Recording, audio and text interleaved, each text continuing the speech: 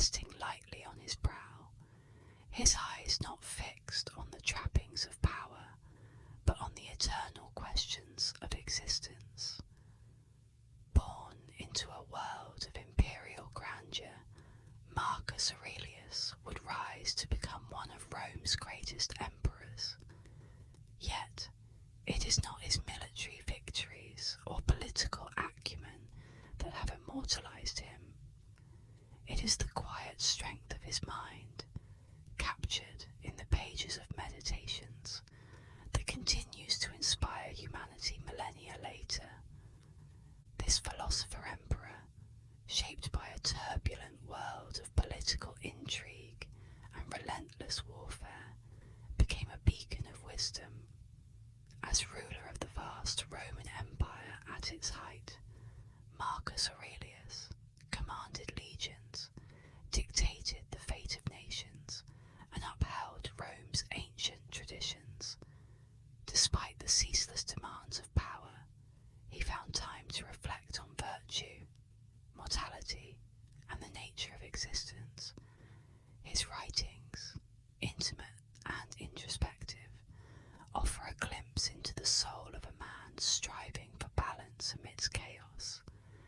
His life is chronicled in vivid detail by ancient Roman historians like Cassius Dio, who described him as a ruler of incomparable dignity and restraint, and the Historia Augusta, which marvels at his enduring commitment to philosophy. Through his reflections, we see Marcus Aurelius not just as an emperor, but as a man determined to live according to the principles he cherished.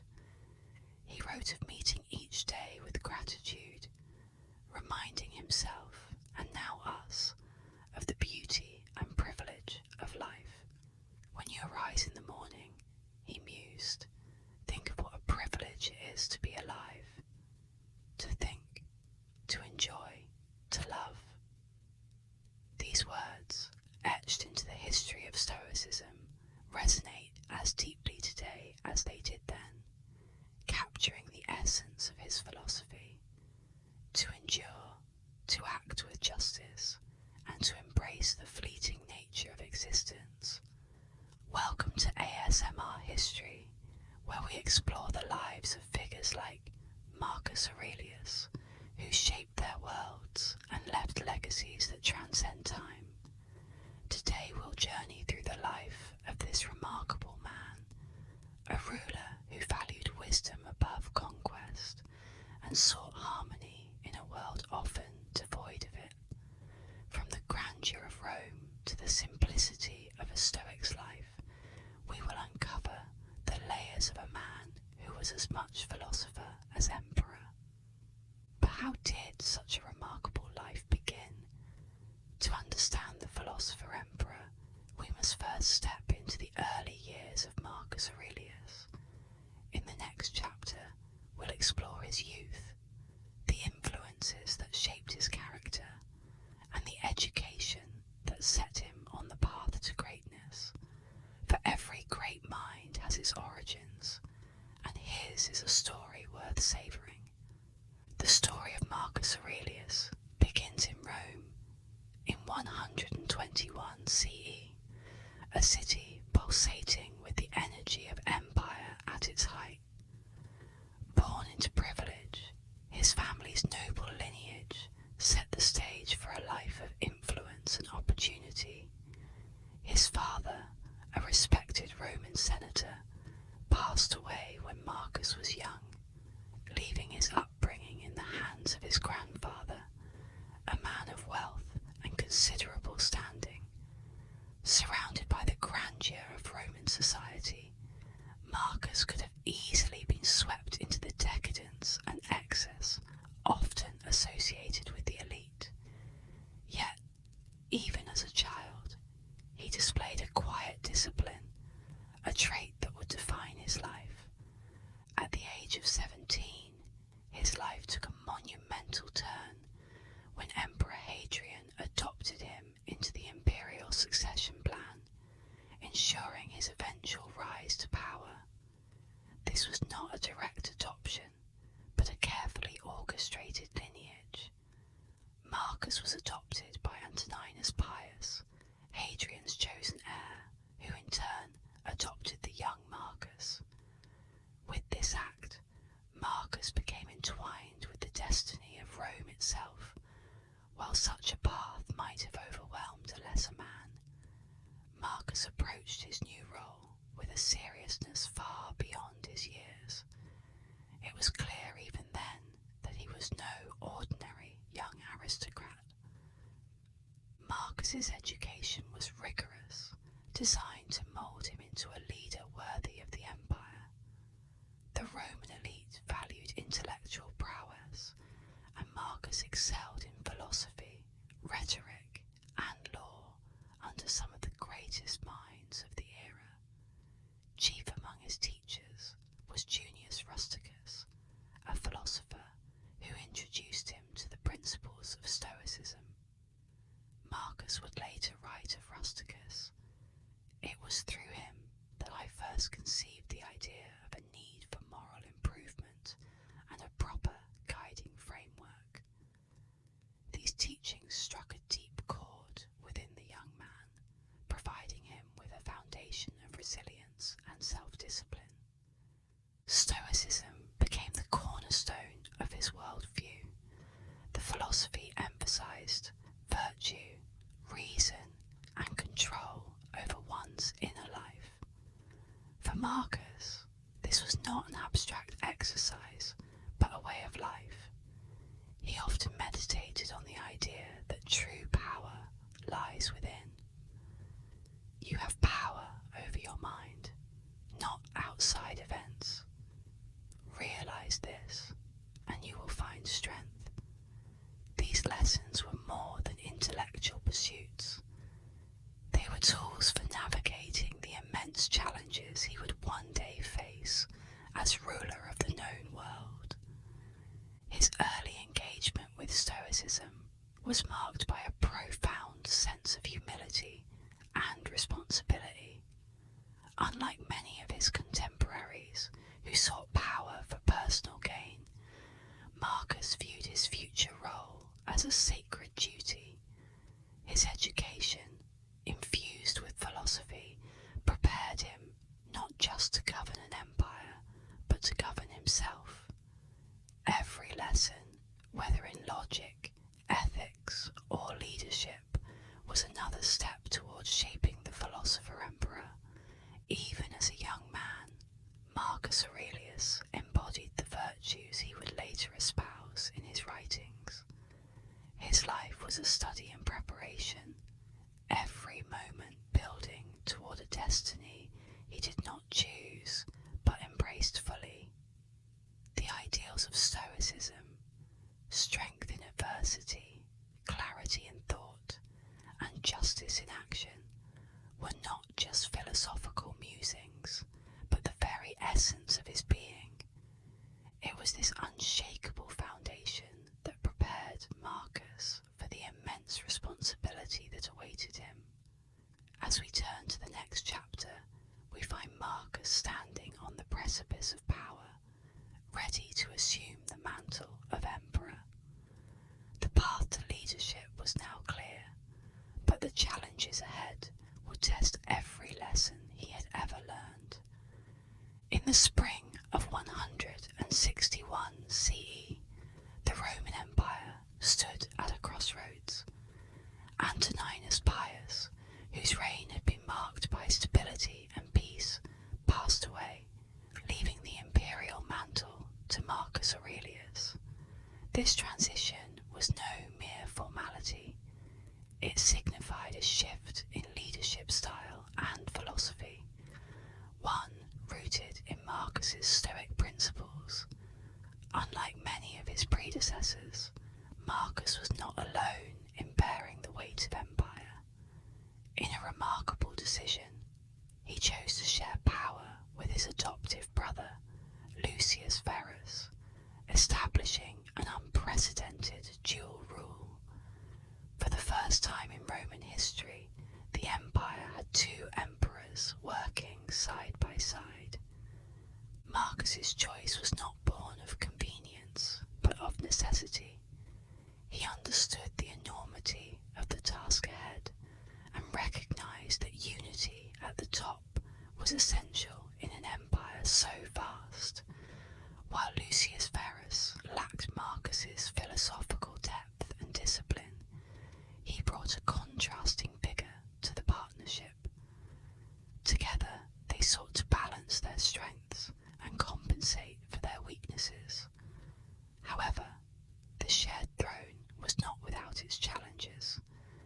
Coordinating decisions between two rulers required a delicate balance of diplomacy and trust, and Marcus often bore the brunt of ensuring this harmony. From the moment of his ascension, Marcus was beset by crises. Nature itself seemed to conspire against the fledgling emperors as the Tiber River flooded its banks, inundating Rome and wreaking havoc on its people. Crops were destroyed, leading to famine, and as the empire struggled to recover, a far graver threat emerged: the Antonine Plague. This mysterious and deadly disease swept through the provinces, decimating the population and undermining the stability of the empire. Some historians estimate that as many as 5 million lives were lost, a catastrophic blow to the Roman world. Amid these calamities, Marcus Aurelius's leadership was tested as never before. He faced these trials not with despair, but with resolve, drawing strength from the Stoic principles that had shaped his character. A king's lot is not a bed of roses, but a field of thorns. The Historia Augusta records him as reflecting, a sentiment that encapsulates the burdens of his reign. Marcus saw hardship as an inevitable part of life, something to be met with patience, wisdom, and courage. These traits became the cornerstone of his governance. Marcus's approach to leadership was deeply personal. He viewed his role not as a privilege, but as a responsibility to serve the greater good. In the pages of his Meditations, written during the most challenging years of his reign, he advised himself, "The best revenge is to be unlike him who performed the injury." It was a philosophy that informed his decisions as emperor. Whether addressing internal strife or external threats, Marcus sought solutions rooted in justice and reason rather than vengeance or ambition. His restraint and clarity of purpose endeared him to many, but also marked him as a ruler of a different mould, one driven by principle rather than personal gain. Despite his philosophical outlook, the practical challenges of ruling a vast empire could not be ignored. As the plague ravaged the provinces, Marcus and Lucius Verus worked tirelessly to maintain order. They dispatched aid to the affected regions, restructured the grain supply to mitigate famine, and implemented public health measures to curb the spread of disease. These efforts were only partially successful, but they demonstrated Marcus's unwavering commitment to his people. His empathy and diligence during this crisis earned him widespread respect, even as the empire struggled to recover. Yet, not all challenges were internal. The northern borders of the empire were restless, with Germanic tribes threatening Rome's frontier of security.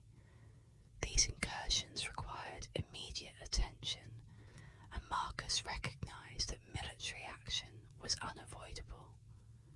Lucius Verus took the lead in campaigns against the Parthians in the east, while Marcus remained in Rome, overseeing the broader strategy and preparing for the defense of the northern provinces.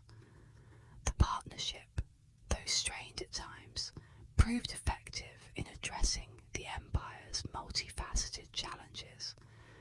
The death of Lucius Verus in 169 C marked a turning point in Marcus's reign. Though deeply saddened by the loss of his co-emperor and brother, Marcus now shouldered the full weight of the empire alone. The task was daunting, but he approached it with the same stoic resolve that had carried him through the earlier years. His writings from this period reveal a man deeply aware of the fleeting nature of life and the responsibilities he bore.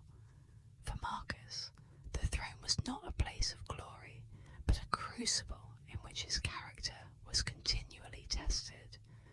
With Rome's stability precariously balanced, Marcus turned his attention to the growing threat in the north.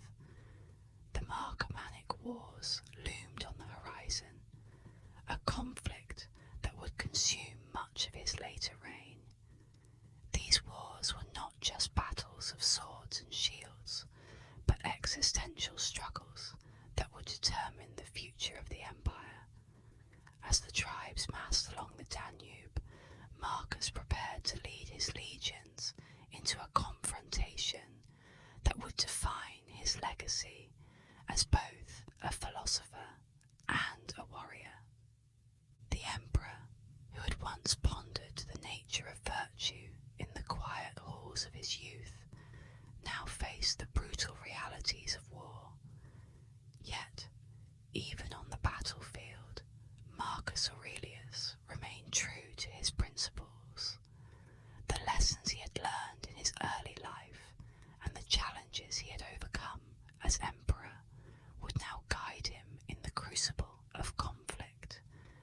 It was time for the philosopher-emperor to meet the storm head-on. The clash of swords, the roar of battle cries, and the relentless march of legions defined the Marcomannic Wars, a brutal chapter in Marcus Aurelius's reign. These wars, fought against the Germanic tribes pressing Rome's northern borders, were more than a military campaign. They were a test of Marcus's resolve as a leader and a Stoic philosopher. Despite his natural inclination toward contemplation and governance, the emperor found himself entrenched in the raw, unforgiving theatre of war. The conflict erupted as a storm of barbarian tribes, including the Marcomanni and Quadi, crossed the Danube and ravaged Rome's frontier provinces. Their incursions were not merely raids, they were an existential threat to the empire. For Marcus, this was not just a matter of territorial defence, but a fight for the stability of the Roman world. Despite the devastation left by the Antonine Plague and the already strained resources of the empire, Marcus did not waver. He donned the armour of a general and led his legions northward, embodying the Stoic principle of meeting adversity with courage and determination. The campaign was grueling. The harsh climate and treacherous terrain of the northern front tested the mettle of even the most seasoned soldiers. Marcus, though unaccustomed to the life of a soldier, refused to lead from the comfort of Rome. Instead, he remained alongside his troops, sharing in their hardships and earning their loyalty. His presence on the front lines was a source of inspiration, and his commitment to the cause reinforced his reputation as a leader who led by example. During these long campaigns, Marcus's philosophical reflections became a lifeline. In the brief moments of calm between battles, he turned to his journal, penning thoughts that would later become his meditations. Amid the chaos, he wrote, "Waste no more time arguing what a good man should be. words were not just an abstract musing, they were a declaration of intent. Every action Marcus took in the field was guided by the principles he held dear, even as the brutality of war clashed with his desire for peace and justice. The war tested Marcus's stoicism like never before. He faced betrayal and mutiny among his ranks, political manoeuvring back in Rome, and the relentless assaults of the tribes. Yet he persisted, grounded by the philosophy that had shaped his life. To refrain from imitation is the best revenge, he reminded himself, refusing to descend into the savagery that defined many of his enemies. Instead, he sought to govern his actions with discipline and integrity, even in the face of unimaginable cruelty and loss. Victory in the Marcomannic Wars was not easily won. The tribes were fierce, their tactics unpredictable, and the cost in Roman lives staggering. Yet Marcus remained steadfast, devising strategies that combined military might with diplomatic shrewdness. He forged alliances with some tribes, turning former enemies into uneasy allies, while striking decisive blows against others. Each victory was hard fought, a testament to his endurance and adaptability. Yet, for Marcus, these triumphs carried a bittersweet weight. War, though necessary, was a departure from the values of harmony and reason he so deeply cherished. The conflict also left a profound mark on Marcus's inner world. As the philosopher-emperor, he often wrestled with the contradictions between his role as a warrior and his Stoic ideals. How could he reconcile the carnage of war with the pursuit of virtue and justice? These reflections found their way into his writings, where he sought to make sense of the suffering around him. To Marcus, every challenge was an opportunity to practice his philosophy. The wars were no exception. They became a crucible in which his principles were tested and tempered. In one particularly bitter moment, after a hard-fought battle, Marcus reflected on the nature of vengeance and restraint. He wrote, "To refrain from imitation is the best revenge." His words reveal a profound inner struggle, a refusal to let hatred or despair dictate his actions. Even amidst the horrors of war, Marcus sought to remain true to himself, to act with justice rather than malice. His stoicism was not a retreat from reality, but a means of confronting it with dignity and purpose. Despite the personal toll, the Marcomannic Wars ultimately secured Rome's northern borders, preserving the empire for another generation. Marcus's leadership was instrumental, not only in military terms, but in maintaining the morale and cohesion of a strained empire. He emerged from the wars not as a triumphant conqueror, but as a leader profoundly aware of the costs of power. His victories were not celebrated with pomp and grandeur, but with a quiet recognition of duty fulfilled. As the dust of battle settled, Marcus's thoughts turned inward once more. The experience of war had deepened his understanding of the human condition and the impermanence of life. In his quiet moments, he returned to his writing, crafting the passages that would become his enduring legacy. The wars had changed him, not by breaking his spirit, but by strengthening his resolve to live a life of virtue and reflection. Having faced the chaos of the battlefield, Marcus Aurelius found solace in the order of his inner world. His meditations glimpse into the mind of a leader striving to remain steadfast amidst turmoil. As we turn to the next chapter, we will journey into this private realm, exploring the wisdom and resilience that Marcus found within himself. Through his words, we see not just an emperor, but a man, seeking meaning in the face of life's greatest challenges. Amid the chaos of war, the burdens of leadership, and the ceaseless demands of empire, Marcus Aurelius found his sanctuary not in the grand halls of Rome, but within his own mind. His Meditations, a collection of deeply personal reflections, stands as one of history's most remarkable windows into the soul of a ruler. Written during quiet moments amidst the tumult of his reign, these thoughts were never intended for an audience. They were, as Marcus himself might have put it, a dialogue with his better self, a reminder of the virtues he strove to uphold and the fragility of the human condition. The enduring power of Meditations lies in its universality. Marcus's words, written nearly 2 millennia ago, speak as vividly to us now as they did to the man who penned them. Central to his philosophy was the concept of impermanence. He reflected often on the fleeting nature of life, urging himself to live with purpose and urgency. You could leave life right now, he reminded himself.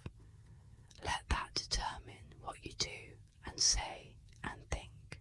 For Marcus, this was no morbid preoccupation, but a call to action, a Stoic challenge to embrace each moment with clarity and intention. Duty and responsibility also loom large in his writings. As emperor, Marcus held immense power, but he understood that with it came profound accountability. His decisions affected millions, and he believed that every action should be measured against the principles of justice and truth. If it is not right, do not do it. If it is not true, do not say it, he wrote. A simple yet powerful guide for navigating the complexities of leadership. In this, Marcus revealed the moral compass that steered his reign, a commitment to integrity that defined his rule as much as any battle or decree. But Marcus Aurelius was not merely a man of action. He was a seeker of inner peace. The weight of empire could crush a lesser man, yet Marcus sought solace in the discipline of his thoughts. The happiness of your life depends upon the quality of your thoughts, he mused, underscoring his belief that true contentment comes from within. This principle, drawn from the Stoic tradition, offered him a way to endure the hardships of his position. No matter the turmoil surrounding him, Marcus found refuge in his ability to govern his own mind. His Meditations also reveal the profound influence of Stoic predecessors like Epictetus and Seneca. Marcus was deeply inspired by their teachings, weaving their wisdom into his reflections. From Epictetus, he absorbed the idea that external events are beyond our control, and only our responses to them truly matter. From Seneca, he learned the value of living a life of virtue, guided by reason and compassion. Yet, Marcus did not simply parrot their philosophies, he grappled with them, adapting their ideas to his unique experiences as both a philosopher and a ruler. The tension between these dual roles is perhaps the most compelling aspect of Meditations. As emperor, Marcus was tasked with making difficult decisions, often in the face of war, political unrest. As a philosopher, he sought to rise above the pettiness and cruelty of the world. Reconciling these responsibilities was no easy feat. In his writings, we see a man striving to remain true to his ideals while navigating the harsh realities of power. It is this struggle, the effort to harmonize thought and action, that makes Marcus's reflections so profoundly human. One of the most poignant themes in the Meditations is Marcus's recognition of his own flaws. Far from presenting himself as an infallible figure, he wrote candidly about his failings and his ongoing effort to improve. This humility, rare in rulers, is part of what has endeared Marcus Aurelius to generations of readers. His reflections were not sermons for others, but reminders for himself, a constant effort to align his actions with his values. Yet, Meditations is more than a personal diary. It is a timeless guide to living well. Its lessons transcend the specifics of Marcus's life, offering wisdom that resonates across cultures and centuries. His thoughts on impermanence teach us to cherish the present. His reflections on duty remind us of the importance of integrity. His pursuit of inner peace encourages us to take ownership of our minds, even in the face of adversity. Marcus's words echo with a quiet urgency, urging us to consider what truly matters in life. You could leave life right now, he wrote, not as a lament, but as a reminder to live with purpose. These reflections, penned during moments of solitude, are a testament to his belief that philosophy is not an abstract exercise, but a way of life. For Marcus, the Stoic path was not about escaping the world, but engaging with it, armed with clarity and compassion. As we delve deeper into his life, we find that Marcus's philosophy was not confined to his writings. It extended to every aspect of his being, including his personal relationships and struggles, his role as a father and husband, and the challenges he faced in balancing family life with the demands of empire, reveal yet another facet of this extraordinary man. Let us now step into that world where the philosopher-emperor grappled with love, loss, and the complexities of his closest bonds. In the grand tapestry of Marcus Aurelius's life, his family formed both the brightest threads and the darkest shadows. His marriage to Faustina the Younger, a union arranged more for political harmony than personal affection, evolved into a complex partnership that produced a large family and enduring questions about loyalty and trust. Faustina, celebrated for her beauty and wit, was also the subject of numerous scandals and rumours. While the historical record does not confirm these accusations, Marcus's steadfast devotion to her suggests a bond deeper than public gossip. Together, they had at least 13 children, an extraordinary legacy even for Roman nobility. The joy of fatherhood, however, was marred by unimaginable loss. Of their many children, only a handful survived into adulthood. Death was a constant presence, stealing infants from their cradles and young ones from their tutors. Each loss cut deeply into Marcus's heart, yet he met these tragedies with the quiet fortitude for which he is remembered. Loss is nothing else but change, and change is nature's delight, he wrote, seeking to find solace in the inevitability of life's transitions.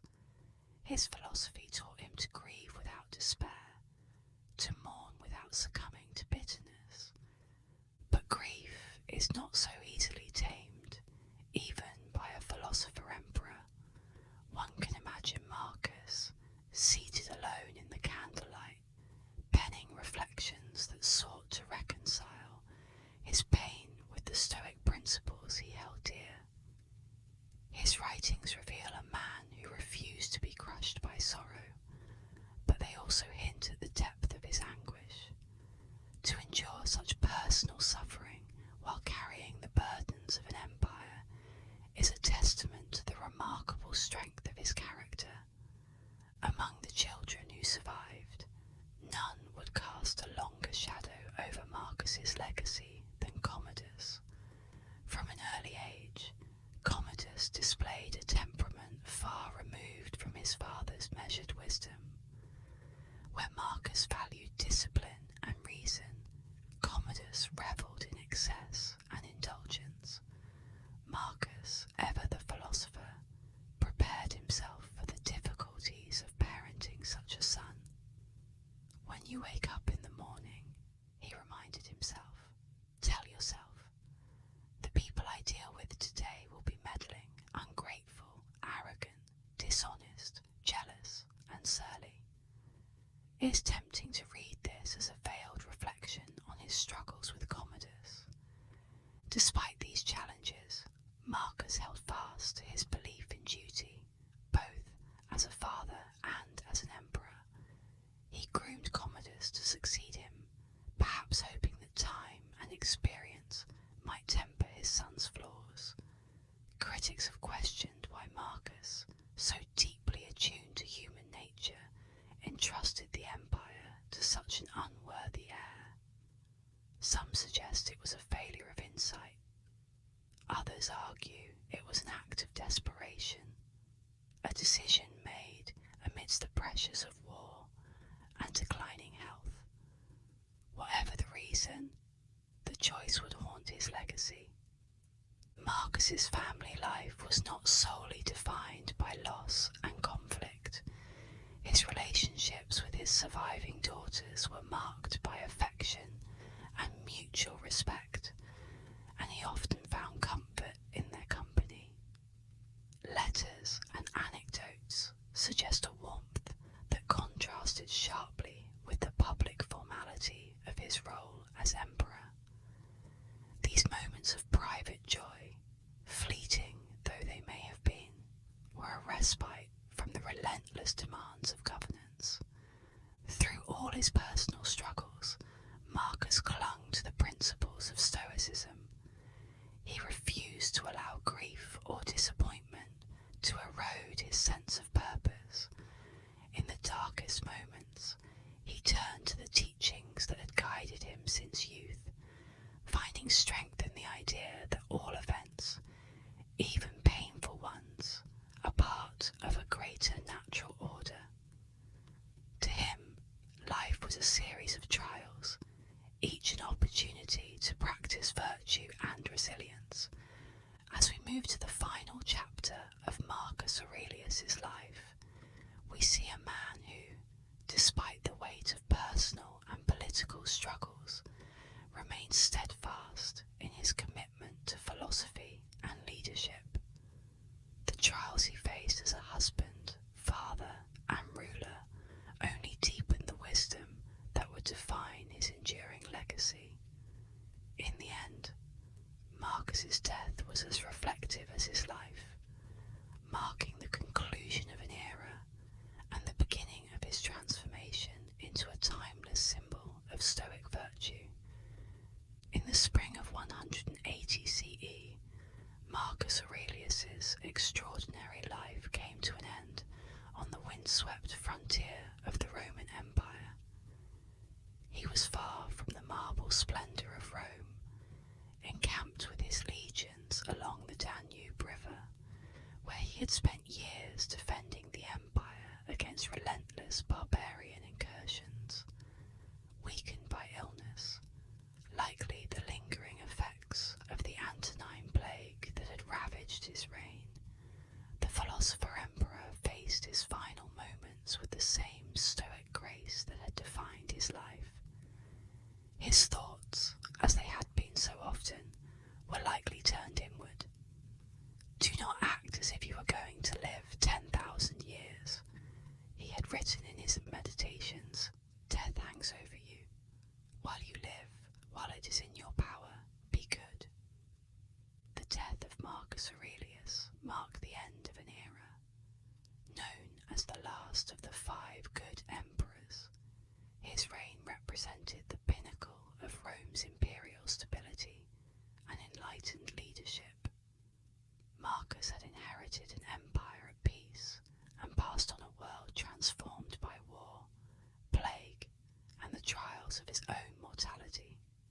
Yet, through it all, he remained a beacon of philosophical clarity, a ruler who valued wisdom and virtue above power and conquest. His passing was mourned by his soldiers and subjects alike, though it would not take long for his legacy to be overshadowed by the chaotic reign of his son and successor, Commodus. Commodus's ascent to the throne marked a dramatic shift in Rome's fortunes. Where Marcus embodied restraint and discipline, Commodus embraced excess and indulgence. His rule descended into a spectacle of corruption and violence, tarnishing the reputation of the dynasty Marcus had sought to preserve. Critics of Marcus have often questioned why he entrusted the empire to such an unsuitable heir. Was it blind optimism or a pragmatic acceptance of the limitations of his power? Whatever the case, the contrast between father and son only heightened the reverence for Marcus's legacy in the years that followed. Despite the immediate turmoil after his death, Marcus Aurelius's influence endured, transcending the chaos of Commodus's reign. His meditations, penned during moments of solitude amidst the pressures of leadership, became a timeless guide to resilience, ethical living, and the pursuit of inner peace. Leaders and philosophers throughout history, from Frederick the Great to Nelson Mandela, have drawn inspiration from Marcus's reflections, finding solace and strength in his wisdom.